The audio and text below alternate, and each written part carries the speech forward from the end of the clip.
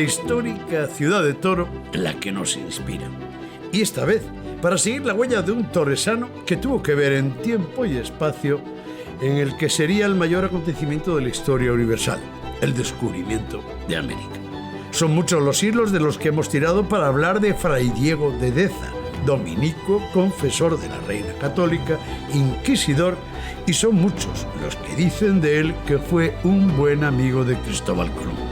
Pero lo cierto es que hoy su memoria se manifiesta en la estatua donde cada mañana se apoyan las palomas en su cabeza y hombros.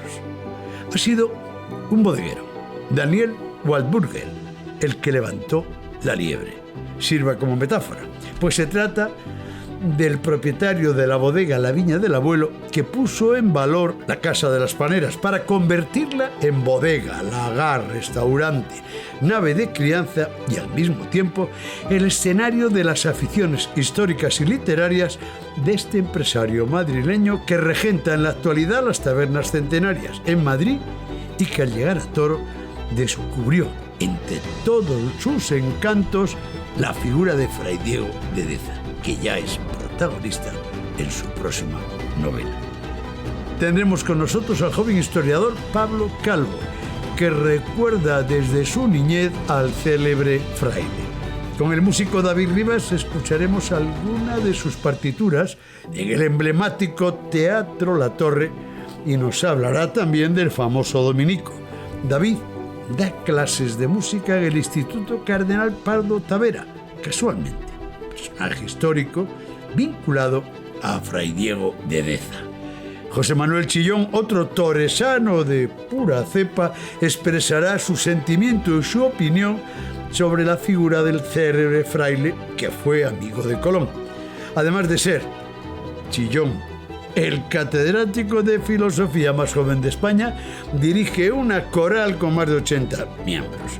En este programa también recordaremos la figura de Elier Ballesteros y hablaremos sobre la importancia del sector cárnico y de la industria familiar embutidos Ballesteros con su hijo Elier, un empresario comprometido y un torresano que cree en el futuro de su tierra.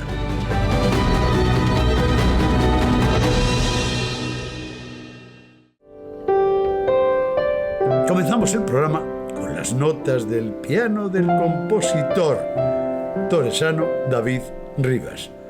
Nos espera delante de un patio de butacas vacío.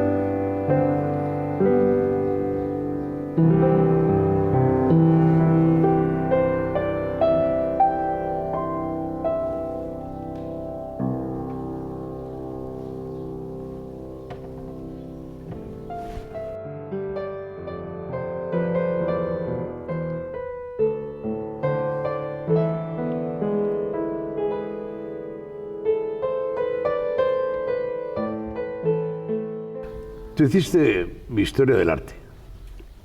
Historia del arte, luego ya Historia y Ciencias de la Música, pero primero Historia del Arte. ¿Y no te arrepientes de haberte dedicado al arte? O... No, al final arte en su máxima expresión. Arte es todo. ¿Desde niño la inclinación por la música? Sí, la verdad que yo creo que desde los 5 años que mi padre me quería apuntar a clases con el maestro Jesús de la Sota y lo típico de los niños, basta que te diga tu padre, tú no quieres. Pero al año siguiente vi que mis amigos iban y dije, quiero ir yo. Y menos mal que se me ocurrió esa bendita idea. Tú eres torresano. Cermeño de pura cepa. Con varios apellidos. Sí. La pregunta obligada, ¿tú de quién eres? Bueno, a mi abuelo Santos le decían el galleguito, ¿no? Que a él no le gustaba nada. Y bueno, la gente dice, el hijo de Pedro, pero ahora mi padre, Pedro Rivas, pero ahora, que siempre aquí en Toro pues has tenido mucha actividad social, sí.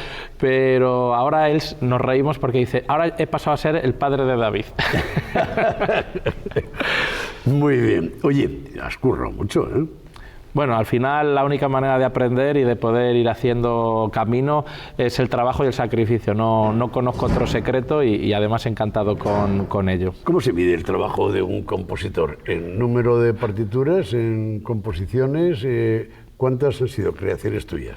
Pues ahora mismo el catálogo está en torno a las 420 y alguna. Y es una manera de medirlo, pero bueno, puedes tener 3 y que por lo que sea sean un éxito, pero yo creo que la única manera de evolucionar, de seguir aprendiendo, es creando. Y a mí me encanta. ¿Piano siempre? Parto del piano siempre. Mi instrumento es el saxofón, aunque lo tengo ya muy abandonado, pero me gusta mucho el piano como punto de partida para sacar ideas, anotar en papel y luego ya ir al ordenador a montar. ¿Partituras sacras o mundanas? De todo tipo. Paganas. De todo tipo. Con la conferencia episcopal te debes llevar muy bien. Porque te hemos entrevistado en las edades del hombre de Cuéllar, las edades de Toro. Y este año Zamora, pues seguimos ahí. Muy bien. La verdad que bien, y con la Fundación Las Edades del Hombre, por supuesto, desde mi primera colaboración, un honor trabajar para ellos y ya son varias ediciones, que además es un trabajo que disfruto mucho. Pero bueno, tengo música profana, marchas de Semana Santa, Edades del Hombre, para banda, para orquesta, para coro. El ADN de Toro tiene una parte importante de música, de corcheas, tiene muchas, hay músicos importantes en Toro. Pues la verdad que es un pueblo que tiene una tradición musical tremenda, siempre ha tenido pasión por la música. Intuyo, imagino que también tuvo algo que ver pues la semilla que dejó el maestro López Cobos, pero la verdad que ronda ya coro, banda, muchos grupos, muchos músicos que luego han salido, directores de orquesta, gente vinculada al folclore. La verdad que es tremendo para, en proporción, ¿no? Ser un pueblo de unos 9.000 habitantes, la cantidad de músicos por metro cuadrado que hay. ¿Te sientes reconocido en tu tierra, en tu pueblo, en tu comunidad? Pues la verdad que se suele decir que nadie es profeta en su tierra, pero yo puedo decir que sí me siento profeta y sí me siento querido y reconocido. Ves el cariño de la gente nada más salir a la calle. También hace mucho que yo vivo aquí, que trabaje aquí, que dé clase aquí, pero notas la cercanía de la gente, el cariño, el respeto, y en cuanto leen alguna noticia de algo que te ha pasado, un estreno, un viaje, algún reconocimiento, enseguida te paran, te felicitan. Si hay algo, David, que a todos nos sorprende de los currículum, de las trayectorias profesionales, en este caso de un músico, es la cantidad de países. ¿En cuántos países has estado? Bueno, he estado en unos cuantos, sí, pero no en todos en los que ha sonado mi música, me hubiese gustado, ¿no? Pero bueno, habré estado en unos 10 gracias a mi música. Pero en países en los que haya sonado, pues en más de 30. Ojalá hubiera podido estar en todos. Y la verdad que es el claro ejemplo de que la música es un lenguaje universal, que no entiende de fronteras ni de idiomas, y que al final, si despierta emociones, puede sonar en cualquier rincón del mundo, una creación tuya o de cualquier otra persona que de la nada cree una partitura. Los compositores siempre dejan en la memoria cultural de las gentes pues, una sintonía, pero también dejan discípulos, tanto como compositor como, en tu caso, como profesor de música y como director de bandas. Todo eso ha sido cantera. Siempre hemos dicho que hubo un profesor en mi vida que marcó mi trayectoria y mi carrera. Son muchos los chiquitos y chiquitas, niños y niñas, adolescentes, músicos que empezaban, que has marcado. Bueno, no sé si los habré marcado o no, pero desde luego hay alumnos que están desarrollando ya poco a poco su carrera o están ya haciendo estudios superiores porque han terminado aquí el instituto, y bueno, pues si aunque sea un 1% les puedo inspirar en algo o ayudar en algo, pues será un orgullo, porque siempre para un profesor ver que sus alumnos siguen ese camino maravilloso de la música, pues es un privilegio y una suerte. Eres profesor de música. Sí. ¿Cómo se llama el centro, el instituto donde estás? Instituto Pardo Tavera, aquí en Toro. Instituto Pardo Tavera. ¿Qué relación tenía el nombre de ese cardenal, como se llama el colegio donde impartes clases de música, con Fray Diego de Deza? Su tío, ¿no? ¿No te inspira Fray Diego de Deza? Bueno, puede ser una buena inspiración, ¿no? Todo lo relacionado con el descubrimiento de América, eso es inabarcable y puede ser un buen punto de partida para una composición. Cuando haya que celebrar algo, quién sabe, ¿no? Al final... Bueno, como torresano, la figura, ¿qué te parece? Bueno, son figuras que siempre crean... Pasas cerca de él. Pues todos los días. La Marina, ahí está la escultura. Todos los días. Seguramente sea inconscientemente por el toresano, pero seguramente sea la figura más vista a diario, ¿no? Porque está en el centro neurálgico Santa Marina. Raro es el día que la mayoría de toresanos no pasen por esa plaza. Digo que son figuras siempre con cierta controversia, ¿no? Porque se asocia que si la Inquisición, pero claro, tenemos que hablar de todo esto llevándonoslo a la época en la que vivieron, ¿no? Que a veces se nos olvida que tú no puedes comparar a ciertos personajes con el siglo XXI cuando ellos vivieron en el XV. Entonces, bueno, yo creo que aunque solo sea por el peso que pudo tener Toro en aquella época y también estar vinculado al descubrimiento de América, pues no deja de ser un elemento a tener en cuenta favorable. Algún día veremos en el Teatro La Torre una composición dedicada al descubrimiento de América, al inquisidor, al dominico, al amigo de Colón. Una obra tuya. Pues oye, todo se andará porque además lo relacionamos con el vino enseguida, ¿no? Y más relacionado imposible. Son muchos elementos y podría ser interesante, muy interesante. Un placer, como siempre. Igualmente, Javier, el placer es mío. Gracias.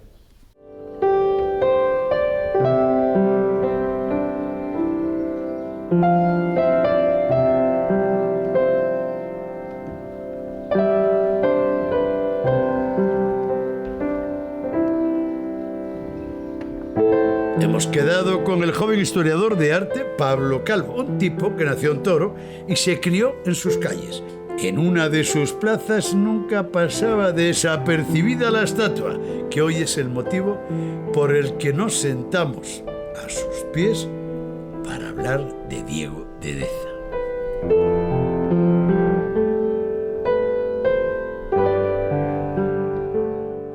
Tú estudiaste aquí, fuiste al instituto aquí, en Toro. ¿Os hablaban de Fray Diego de Deza?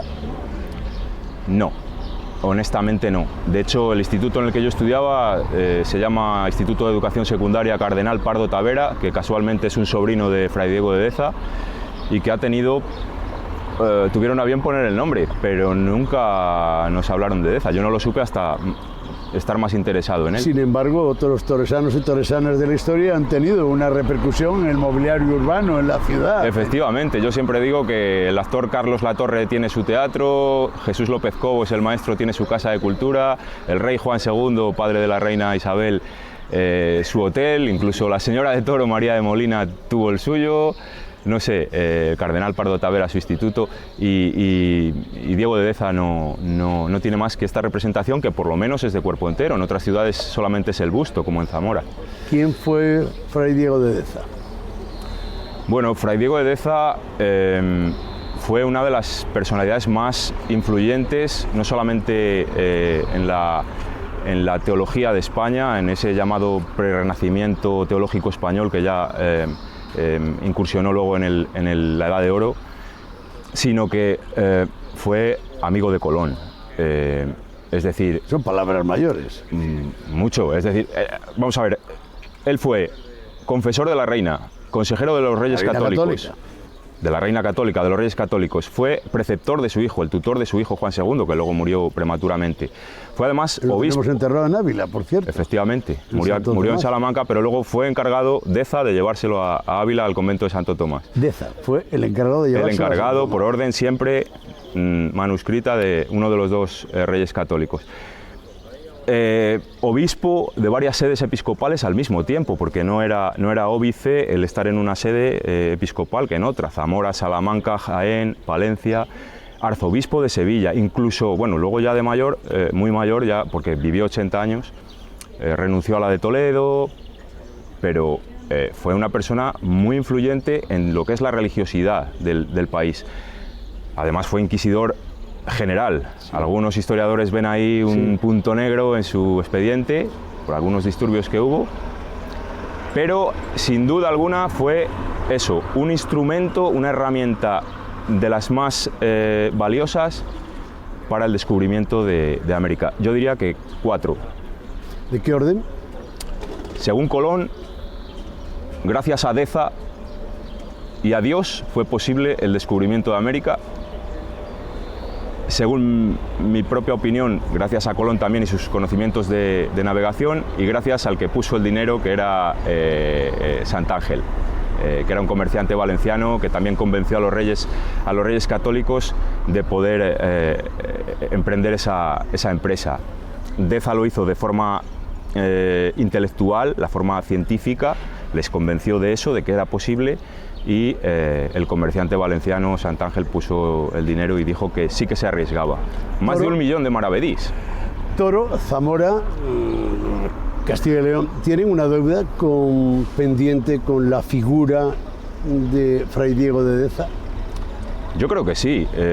Fray Diego de Deza estuvo correteando por estas calles hasta los 15 o 16 años. Se formó aquí atrás, en este convento de San Ildefonso, que hoy está desaparecido, y era tan observador, tan observante, como dicen los dominicos, y tan buen estudioso, que es una de las carismas de los dominicos, que se fue enseguida a Salamanca, a San Esteban.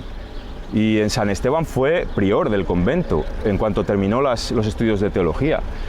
Yo creo que él reunió en ese convento lo que fue la cantera de los catedráticos que luego pasaron a la Universidad de Salamanca. Es decir, ya no estamos hablando solo de una pequeña localidad zamorana, ya estamos hablando de la punta de lanza del conocimiento y del saber de Castilla y León.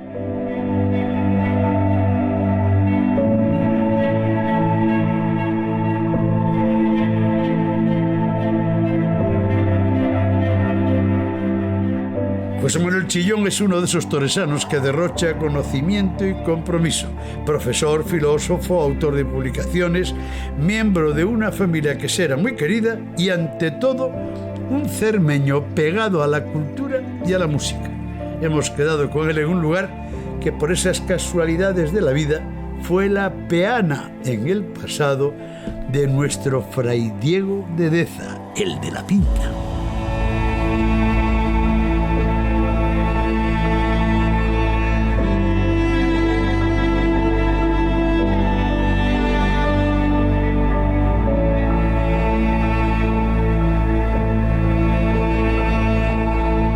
¿Sigue siendo el catedrático de filosofía más joven de España? Sí, pero me dejas una cosa, es que en filosofía decimos que hay que apoyarse en hombros de gigantes, entonces lo normal sería esto, ¿no te parece? ¿Qué va? Lo normal sería que me apoyara yo en ti. ¿La filosofía tiene tirón en las carreras hoy? Bueno, va teniendo, poco a poco. Tenemos ahora mismo todas las plazas llenas, 25 alumnos en Valladolid, 50, casi 60 en Salamanca, y por tanto, bueno, tiene mucho éxito. Date cuenta que la filosofía es muy transversal y sirve para todo. ¿Y qué te queda hasta para hablar contigo? ¿Y qué te queda, hablando conmigo, qué te queda de tu ADN periodístico? Pues me queda, yo creo, la capacidad de comunicación, que es muy importante en la docencia, porque no es lo mismo leer el texto que hablar. Y eso es muy importante, sobre todo en estos momentos en los que nadie resiste 5 minutos sin mirar el móvil. ¿Cómo se llama ese grupo de hombres y mujeres con algunos instrumentos que cantan a la vez? Pues la mayor, un coro que hace armonía. ¿Todavía sigues con la mayor? Sigue. Es mi debilidad. ¿Cuántos son?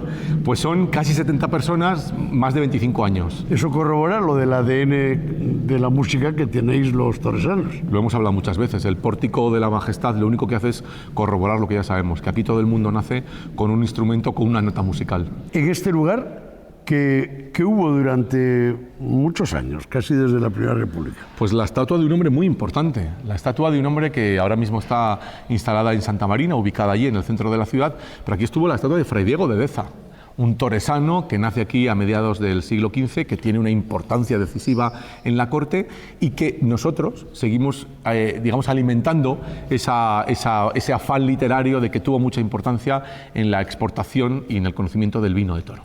Estamos hablando de una época en la que tiene lugar posiblemente el mayor acontecimiento en la historia de la humanidad, conocido hasta entonces, fue el descubrimiento de América. Sí. Fray Diego de Deza, toresano, dominico, si no me equivoco. Obispo de Zamora, obispo de Salamanca. Y más sitios. Y de muchas cosas. Gran inquisidor, sí. Confesor de la reina.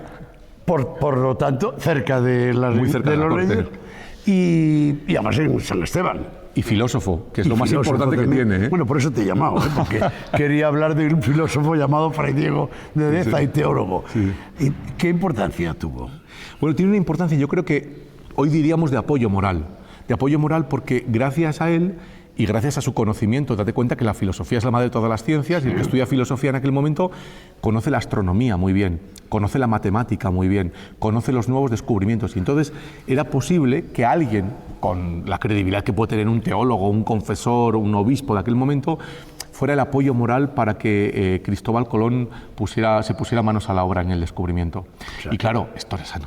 Estamos ante un personaje que ocupa un lugar en las páginas de la historia de España, sin discusión. Es muy importante en la historia de España.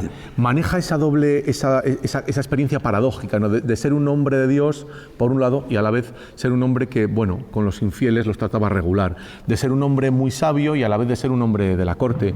De ser un hombre de los grandes y a la vez de ser un hombre con sus miserias, pero como todos. Cuando he pasado por la Plaza de la Marina, entre una vegetación exuberante que casi tapa los créditos de los carteles que hay debajo de su estatua, le he visto muy solo. Y seguramente hay generaciones que todavía no saben quién es ese de la estatua que está en la Plaza de la Marina en Toro. ¿Hemos hecho justicia al personaje?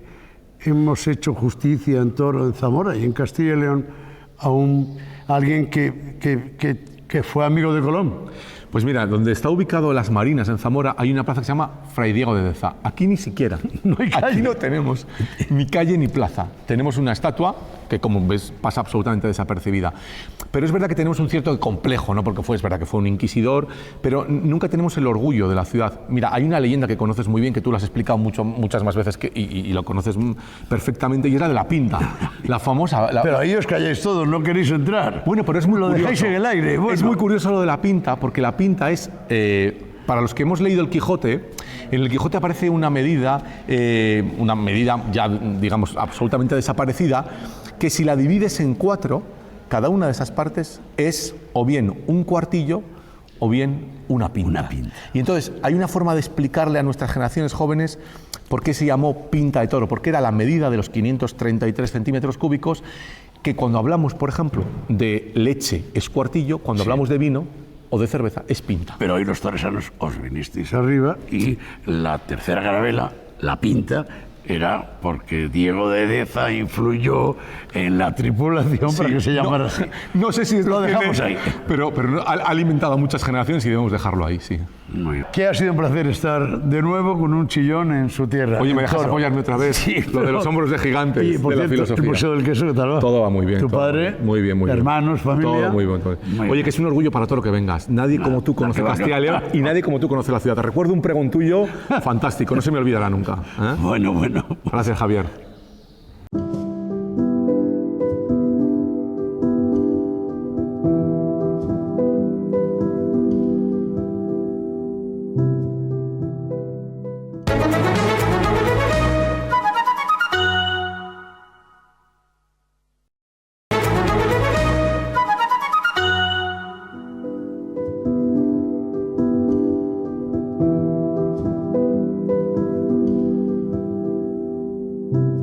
Ha llegado el momento de conocer a Daniel. La Viña del Abuelo es una nueva bodega de la denominación de origen Toro. Su propietario, el empresario Daniel Waldburger, encontró en esta zona de vinos lo que andaba buscando, para no romper la tradición de las tabernas centenarias que actualmente gestiona en Madrid. Han vuelto los vinos a sus mostradores, pero nos ha regalado la inquietud literaria, la sensibilidad cultural de Daniel, que ha sido objeto de una enorme fascinación por Fray Diego de Deza, hasta el extremo de dedicarle un nuevo libro novelado que está a punto de salir. Daniel traslada a la ciudad de Toro la atmósfera de su taberna centenaria madrileña, incluidas las gambas al ajillo y el tinto dulce.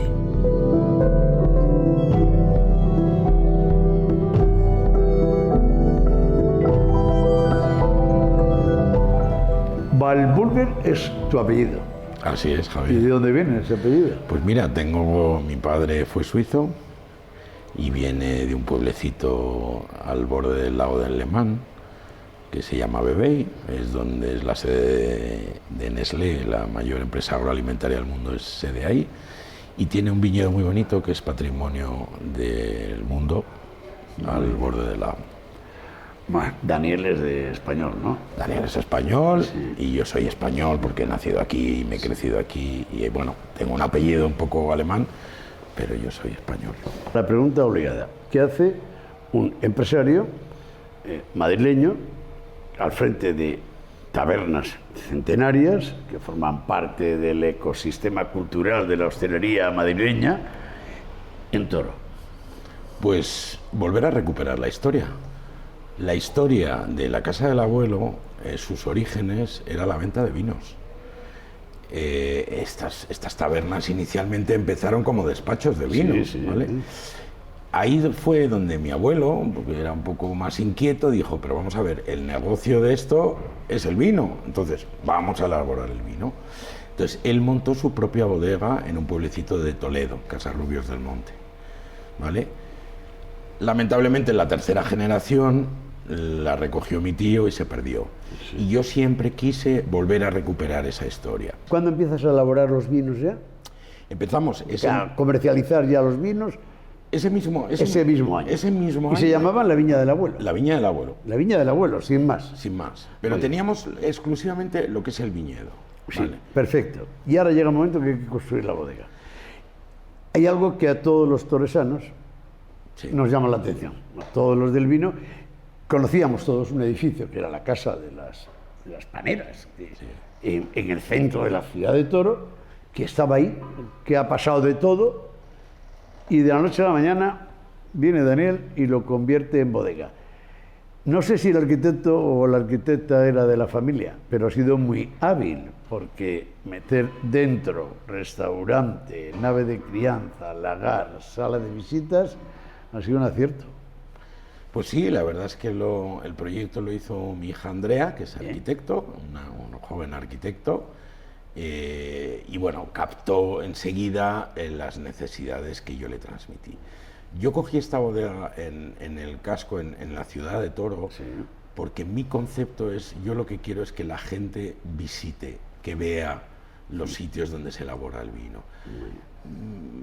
No sé si será por mi vocación hostelera, en la cual yo lo que me gusta es tener gente y que haya vida, y no comparto o no entiendo muy bien ese formato de el vino es una fábrica y nadie entra y lo bebes. No, yo quiero que la gente lo visite, que lo disfrute, y que mejor sitio que directamente la ciudad de Toro.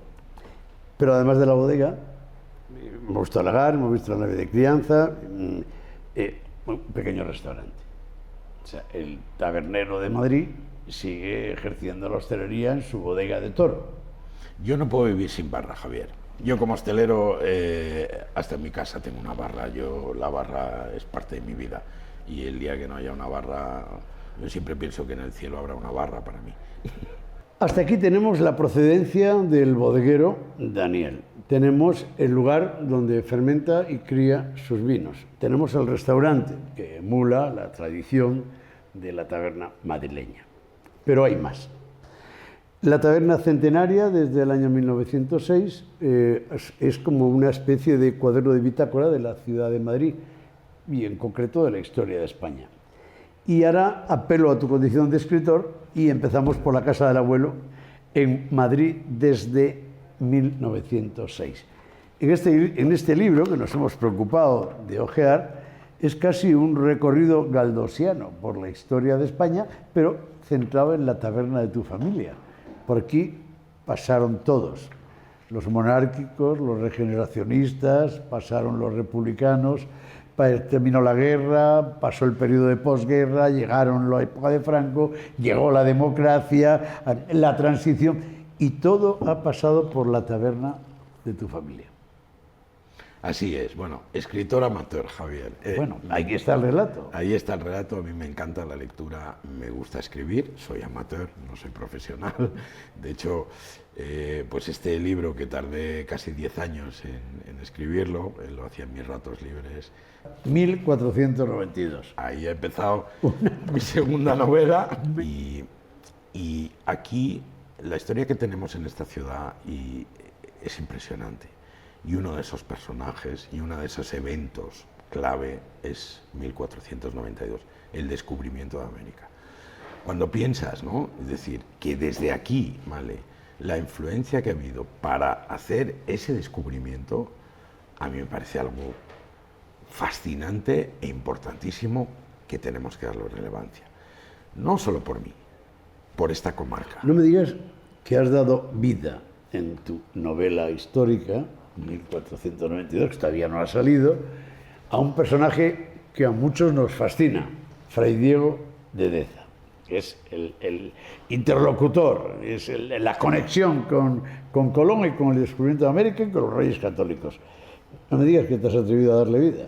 Pues sí, pues mira, sí, paseando por Toro, paso un día en la Plaza Santa Marina hace muchos años y veo una estatua casi escondida, vamos a decir, o ni siquiera iluminada adecuadamente. Me paro delante de ella, me siento, Diego de Deza, y empiezo a indagar un poco sobre este personaje. Es fascinante este personaje. Lo que ha hecho es increíble y eso tenemos que darlo a conocer. Hay que darlo a conocer. Sigo sorprendido, Daniel, con tu relato, con tu discurso, con tu iniciativa, con tu grado de involucrarte en el territorio donde has venido a abrir bodega. Pero sigo teniendo una duda que sembraste entre los enólogos de la zona, porque todos me lo recuerdan, cuando te dio por decir que querías hacer y elaborar un tinto dulce, que por cierto ahora ya puede entrar dentro de la denominación de origen. ¿Cómo fue el tinto dulce y por qué? Pues mira, es un vino, además al final es un poco la parte sentimental e histórica. Son los vinos que se bebían. Son los vinos que se bebían en España. Los tintos dulces o tintos generosos. No olvidemos nuestra historia. Son los vinos que se bebían en España. Muchas Daniel, gracias, Javier. Suerte, te la mereces toda, entera. Gracias por venir.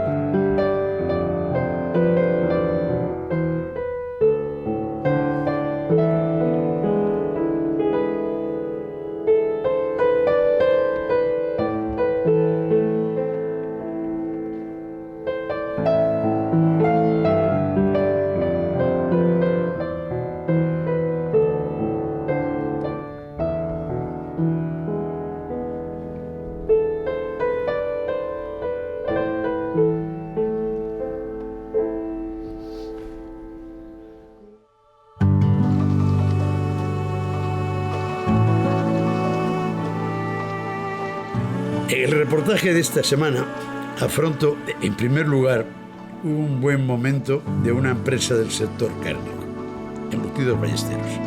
Pero al mismo tiempo supone un bonito recuerdo de un carvajalino que conocí hace muchos años, en numerosas ocasiones, ferias, actos y mercados, donde su carisma y su fuerte personalidad fueron, posiblemente, el germen de la empresa que hoy dirige su hijo Elier, y de la cantidad de amigos que sembró entre los que me encuentro.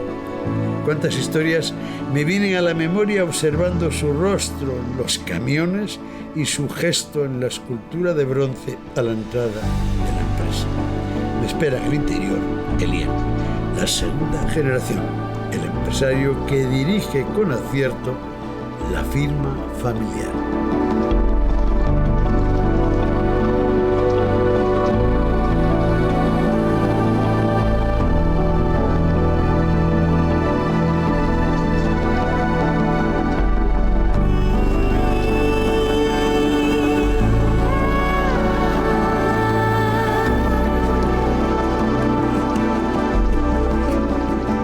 Te lo han dicho muchos.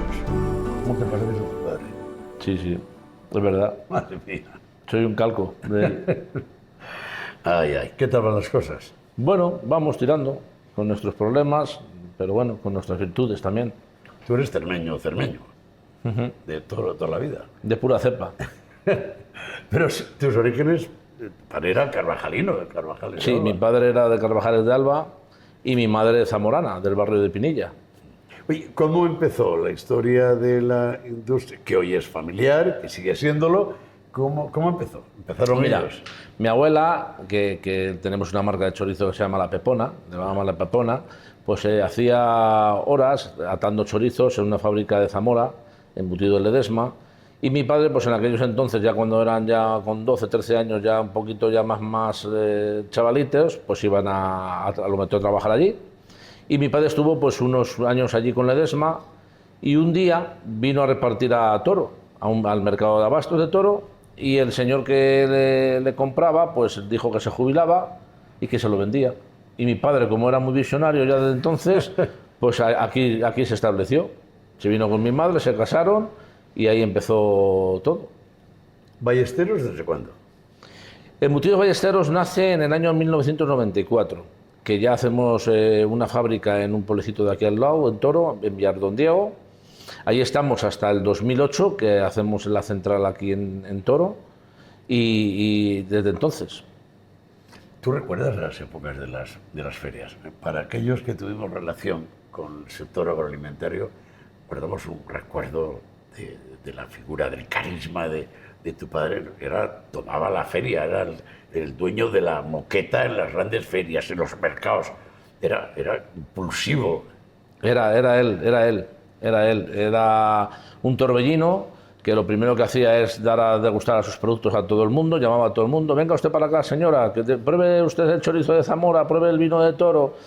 La verdad que, ¿cómo no voy a recordar? Si el otro día íbamos a una feria a Silleda, Salimat, en Galicia, sí. Y le iba contando yo a mi mujer y a mi hermana y a una empleada que iba con nosotros en el coche, que llevo 38 años haciendo esa feria seguidas y tengo 52. Nosotros hemos tenido años de hacer cerca de las 30 ferias de muestras, o sea que tuvimos unos años, una expansión brutal, que mi padre vio un nicho de negocio en las ferias que era muy importante, y bueno, hoy hacemos algunas, pero todo ha cambiado. ¿Fue la clave del cimiento de la empresa familiar, de la industria cárnica, las ferias, el tener el contacto directo con el cliente? Hoy es impensable. Total. Además, antiguamente teníamos un eslogan, que era del fabricante al consumidor. Hoy tenemos nuestro sitio está a tu lado, más moderno.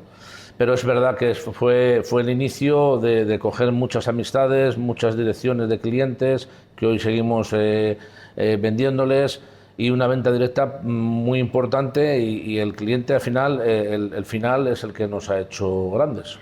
Toda tu vida vinculada a la empresa familiar, donde ha habido cambios de normativas, cambios en tecnología, cambios dentro de la propia industria cárnica, cambios en el mercado, en el envasado, ha pasado por todo. Por todo, sí, no, y cada día hay cambios, hay cambios de mercado, de tendencias, de productos, ahora se lleva este producto, ahora no se lleva el otro. O sea, tenemos que estar al 100% con lo que nuestro cliente nos demanda y seguir haciendo lo que ellos quieren que les proporcionemos, que les fabriquemos, que les vendamos. No puede ser de otra manera. Años 90. Todavía no habían cuajado del todo las denominaciones de origen. El sector agroalimentario. Se iniciaba la feria alimentaria de Castilla y León, tristemente desaparecida. Y ahí siempre habéis estado vosotros, en todo el proceso que había. En aquel tiempo, aquello que Elier nos llamaba desde el mostrador para probar, de los productos que tenía tu familia en aquel entonces a hoy, ¿ha cambiado mucho? ¿Ha crecido la gama? Ha crecido mucho la gama. No perdemos la esencia de aquellos productos. El chorizo lo fabricamos siempre, seguimos fabricándolo igual, el embutido de jamón igual, el lomo igual, en las varias calidades que tenemos de cerdo blanco, cerdo ibérico, pero es verdad que ahora tenemos una cuarta gama, tenemos un tema de loncheo, una sala de loncheo, porque hoy la gente no te compra un jamón entero, te compra 2 sobrecitos, 3 sobrecitos de jamón, o el mismo jamón, todo hecho en lonchas al vacío. Tenemos la cuarta gama con nuestros elaborados de croquetas, hacemos croquetas de jamón, de lomo, de queso, de cecina, hacemos cachopos, San Jacobos, hacemos hamburguesas de todo tipo de carnes. ¿Y qué tal va esa cuarta gama?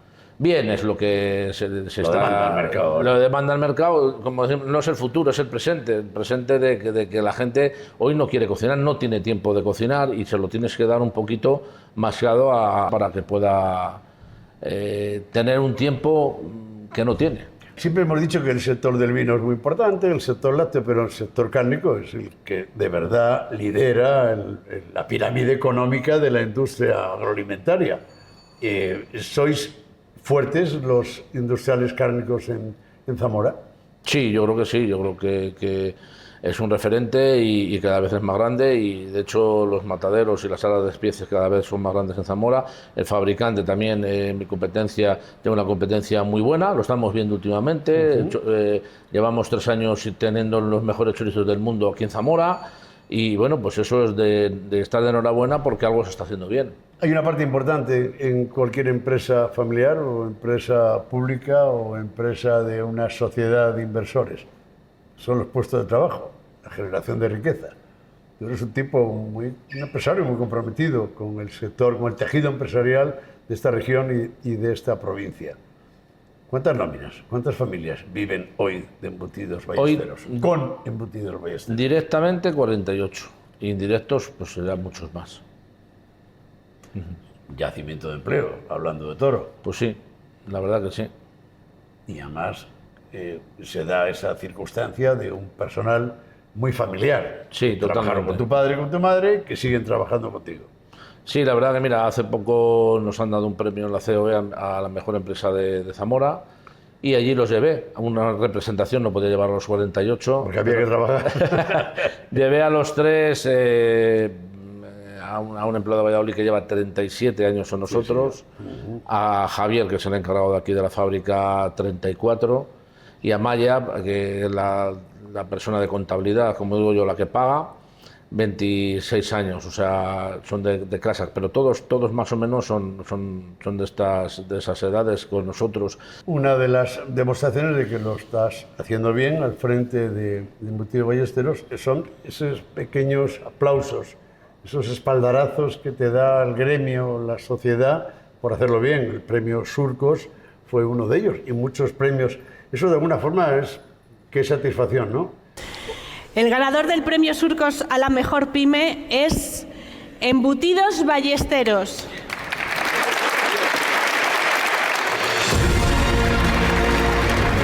Sí, la verdad que para mí, por ejemplo, los premios Surcos me sorprendió gratamente porque no lo esperaba.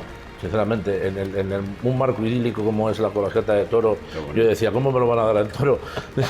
pero la verdad que me encantó, tiene una repercusión. Eso fue un gol, ¿eh? En la Colegiata de Toro. Sí, la verdad he visto muchos actos fuera de los religiosos y culturales, como aquel. Precioso, un acto precioso, además que me pilló, como digo yo, que no sabía ni qué decir. Bueno, al final salí del tema. Y la verdad que fue un premio que nos ha repercutido mucho, la gente nos ha llamado, un montón de gente, son los Goya del campo. Ya lo creo. Con eso... Hasta la mosca del cuadro se mosqueó aquel día. Sí. Sí, luego también otro premio que es muy importante para nosotros, el año pasado nos lo dieron, fue el premio al comercio tradicional de Zamora y de Castilla y León, a una tienda que tenemos en Zamora, en la Plaza de Alemania, una tienda de diseño preciosa, y que es un premio buscado, porque hemos apostado por el comercio tradicional y de proximidad, o sea, muy buscado. ¿Esta es la única tienda que tenemos en Toro? No, tenemos Han & Wine, esa es yo creo que para mí la tienda modelo y la tienda más... ¿Está abierta ahora? Sí, podemos ir. Ahí está mi mujer, que es la capitana, y bueno, creo que es una tienda que os va a gustar. No vamos para la tienda, estará Susana. Sí, ahí está. Sí. Cermeña también. Sí, si no le pongo falta. Vale, vamos para allá.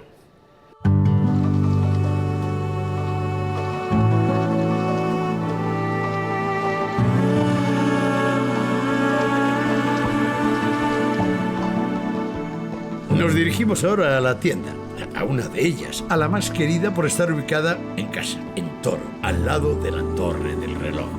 El primer ejemplo de las numerosas tiendas que lucen en varias capitales el cartel de Embutidos Ballesteros.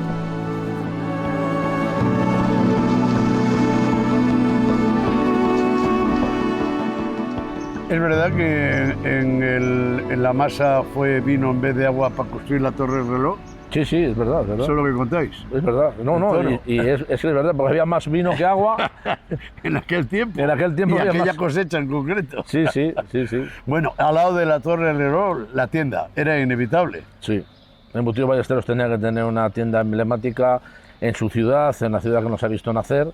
Y hace en el 2016 pues montamos esta tienda que se llama Han & Wine, un nombre moderno. Muy bonito. Sí, sí. Vino y jamón y vino. Jamón y vino. Y bueno, pues para nosotros es una tienda referente y una tienda modelo y la verdad que gusta mucho al turista cuando viene y la ve. Tenemos 10 tiendas Sí. repartidas en las provincias de Valladolid, Valladolid, Salamanca, Zamora y Toro. Y en Toro. Eso de alguna manera te acerca al consumidor principal, al ama de casa. ¿Tú eres más de la señora María o de exportar a los países con aranceles? Pues ahora mismo soy más de la señora María. Soy de la señora María. También estamos vendiendo, sobre todo mucho en Francia, en París. Cada vez estamos metiéndonos en el mercado parisino. Es más, queremos hacer franquicias en un futuro, pero de momento con los pies en la tierra y atendiendo a la señora María, que es la que nos da de comer hoy día. ¿Rentable la franquicia, la sucursal, las tiendas de Ballesteros? Sí, son rentables porque son nuestras propias y las trabajamos directamente nosotros y las tenemos muy atendidas, muy controladas. Date cuenta que, Javier, a la semana tenemos entre 7.000 y 8.000 visitas, no son pocas. Apelo a tu condición de empresario. Siempre te has significado en el Grupo de Acción Local, en los inicios de la COE, en el tejido empresarial de Zamora y de Castilla y León. ¿Cómo estáis los empresarios en Zamora? Bueno, pues yo creo que Zamora y sobre todo Toro, te puedo hablar de Toro, goza de buen tejido empresarial, sinceramente. Habrá muchas cosas que trabajar, ¿vale? Yo he estado 12 años ahí en la presidencia de Toro y he sido vicepresidente en Zamora. La CEO considero que es mi casa, que es la casa de todos los empresarios, y eso se tienen que dar cuenta los empresarios, que es la casa de todos. Y la verdad que he aprendido muchísimo con las juntas directivas que he podido estar y con los presidentes que he tenido, sobre todo con Chema al último. Claro. Y la verdad que también un poco un llamamiento al empresario. El empresario tiene que dar un paso adelante y tiene que salir y representarse. Parece que ahora mismo el empresario está mal visto. No. El empresario es una persona que pone todo su capital y su empeño para dar trabajo. Dada tu vinculación también al mundo del caballo, por cierto, tu hija Yara sigue montando, ¿no? Sí, ahí compitiendo. Ahora con mucha ilusión. Y va muy bien, además. Tenemos un hierro propio, una finca propia aquí en Toro, que estamos sacando ya producto. Para el año que viene ya estarán en pistas. Y con mucha ilusión, sobre todo la ilusión que no se pierde. Mira, y además me aprovecho esto para decir a los empresarios que siempre tienen que tener un hobby. Hay muchos empresarios que están tan metidos dentro de su negocio, que no miran para otros sitios. Hay que tener un hobby para poder vivir esta situación empresarial que estamos muchas veces tan mal, relajarla. La próxima vez estaremos en el establo, o ¿cómo lo llamas? O en las cuadras. En las cuadras. Muy bien. Muy bien. Un placer, amigo. Igualmente. Hasta aquí el Arcón de esta semana. No me negaréis que ha sido un buen encaje de bolillos, con tintos dulces, gambas al ajillo, amigos, benefactores del mismísimo Cristóbal Colón, la opinión de 3 hombres de la cultura toresana sobre Fray Diego de Deza, el dominico que sigue sin sentarse sobre su peana en la plaza. Y por supuesto me voy con el recuerdo de mi viejo amigo, el recordado Elier Ballesteros. Hasta la próxima semana.